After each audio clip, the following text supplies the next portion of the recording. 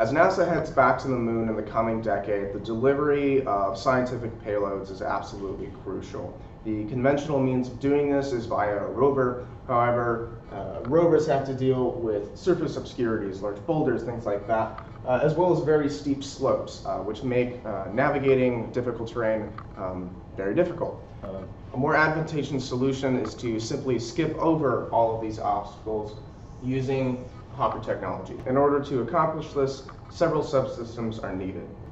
The hopper's propulsion system consists of 3 70-Newton resistor-jet thrusters.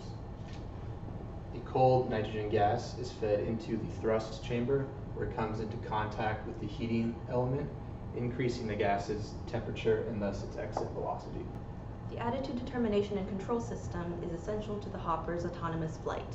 It is comprised of 3 IMUs, 1 global navigation satellite system, and a reaction wheel assembly comprised of 3 reaction wheels oriented in the X, Y, and Z directions relative to the hopper.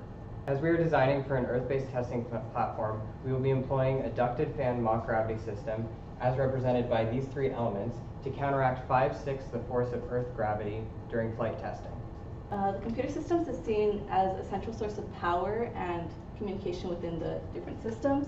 It takes sensor data and distributes it to the components that it finds necessary. This is a diagram of the computer systems.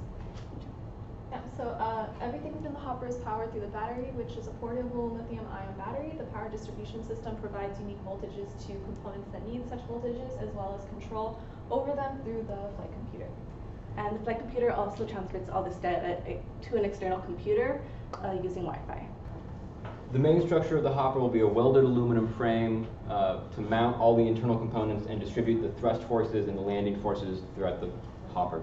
Welded to that structure will be 3 legs with an anglable foot that's attached to its end.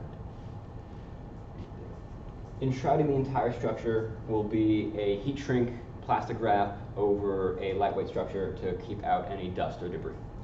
So while all of these subsystems will be tested individually, it's also important to have a system-wide functional test in mind.